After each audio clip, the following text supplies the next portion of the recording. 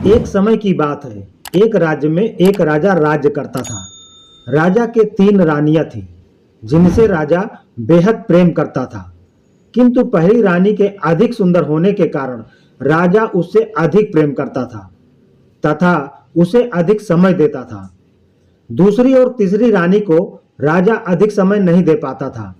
इसलिए दूसरी रानी अक्सर राज्य के कर्मचारियों के साथ अपना समय बिताती थी, जबकि तीसरी रानी राजा केवल राजा से प्रेम रखती थी।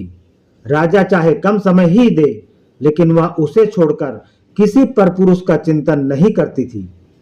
राजा रानियों की बाहरी सुंदरता के आधार पर उन्हें प्राथमिकता दे रहा था, किंतु उसे रानियों की आंतरिक मनोदशा का बिल्कुल भी ज्ञान नहीं था। एक दिन कुलगुरु का राजमहल में आगमन हुआ। वह किसी आवश्यक कार्यवश राजा से मिलने आए थे। तब महाराज अपनी पहली रानी के साथ अपने हरम में थे। कुलगुरु को आते देख तीसरी रानी ने उनका स्वागत किया और उन्हें अतिथि कक्ष में बिठाया और महाराज को सूचना करने के लिए सेवक भेज दिया। रानी की उदासीनता को देख कुलगुरु ने पूछ लिया, क्या बात है बेटी, तुम उदास क्यों हो?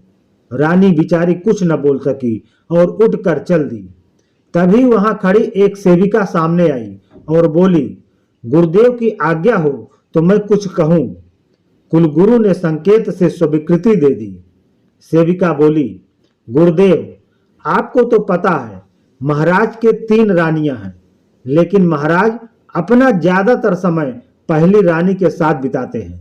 उनकी इस उपेक्षा के कारण मझली रानी ने तो मन बहलाने के दूसरे साधन खोज लिए, लेकिन छोटी रानी महाराज से ही प्रेम करती हैं, इसलिए चुपचाप उपेक्षा भी सह लेती हैं। सेविका की यह बात सुनकर कुलगुरु सारा माजरा समझ गए। इतने में राजा भी आ गया। राजा ने कुलगुरु को प्रणाम किया और आसन ग्रहण किया। कुलगुरु बोले, राजन, मुझे लगता है आपके जीवन में एक महत्वपूर्ण अध्याय सीखना बाकी रह गया है। राजा बोला, यदि आपको लगता है गुरुदेव, तो मैं अवश्य सीखूंगा। बताइए वह अध्याय क्या है? कुलगुरु बोले, राजन, प्रत्येक वस्तु और व्यक्ति का जीवन में अपना महत्व होता है। प्रत्येक व्यक्ति जो आपके जीवन में है, इस राज्य से जुड़ा है। वह आपसे कुछ अपेक्षाएं रखता है और उसकी अपेक्षाओं को पूरा करना आपका कर्तव्य है। राजा बोला, गुरुदेव, क्या मुझसे कोई गलती हुई है? कुलगुरु बोले, राजन, अपने निजी प्रेम और आकर्षण के कारण अपेक्षा रखने वालों की उपेक्षा करना उचित नहीं है। आपके 3 रानियां हैं, तो आपको उन्हें उनकी अपेक्षा के अनुसार समय देना चाहिए। इतना कहकर कुलगुरु चले गए। राजा को बात तो समझ आ गई, किंतु राजा ने इस ओर कोई ध्यान नहीं दिया और पहली रानी में ही लगा रहा। जब चेतावनी मिलने के बाद भी इंसान गलती करता है, तो उसे अंत समय में पछताना ही पड़ता है। कुलगुरु ने चेतावनी दी, लेकिन राजा नहीं समझा। आखिर एक दिन राजा अचानक बीमार पड़ गया। सारे राजवैद्य राजा की चिकित्सा करने में असमर्थ थे। राजा मृत्युशैया पर पड़ा कराह रहा था। राजा को अपना अंत समय निकट दिखने लगा। उसने अपनी पहली रानी को बुलाया और पूछा, हे प्रिय, मैं तुमसे बहुत प्रेम करता हूँ, क्या तुम मेरे साथ चलोगी? तो पहली रानी बोली, महाराज, अभी मेरा जीवन शेष है। मैं और अधिक जी सकती हूँ और मुझे जीने की इच्छा भी है, अतः मैं आपके साथ नहीं चल सकती। यह सुनकर राजा को झटका लगा। उसे विश्वास नहीं हो रहा था कि जिसे वो दिलो जान से चाहता है, उसने ऐसा जवाब दिया। तब राजा ने अपनी दूसरी रानी को बुलाया और कहा, हे प्रिय, क्या तुम मेरे साथ चलोगी? तो दूसरी रानी बोली, महाराज, जीते जी तो आप बड़ी रानी से चिपके रहे और अब मरते वक्त मुझे साथ चलने को बोल रहे हैं। माफ कीजिएगा महाराज, मैं तो आपके मरने के बाद दूसरी शादी करूंगी और सुख से रहूंगी। यह सुनकर राजा बड़ा दुखी हुआ, किंतु मरता क्या करता।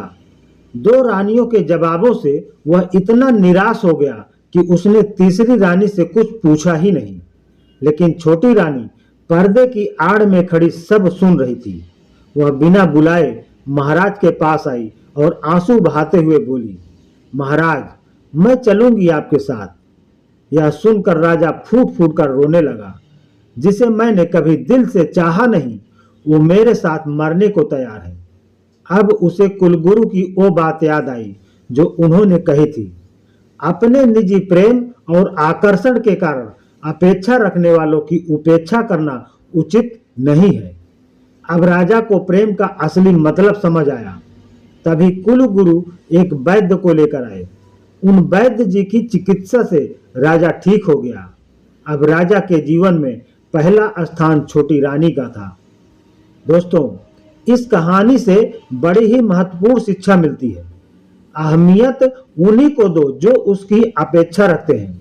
प्रेम उनसे मत करो जिन्हें आप पसंद करते हो, बल्कि उनसे करो जो आपको पसंद करते हैं। दोस्तों, आपको ये कहानी कैसी लगी कमेंट करके जरूर बताएं। वीडियो को एक लाइक करके ज्यादा से ज्यादा शेयर करें और अभी तक हमारे चैनल को सब्सक्राइब नहीं किया है तो प्लीज सब्सक्राइब जरूर कर लें। मिलते हैं अगली कहानी के साथ। तब तक के लिए नमस्कार, धन्यवाद।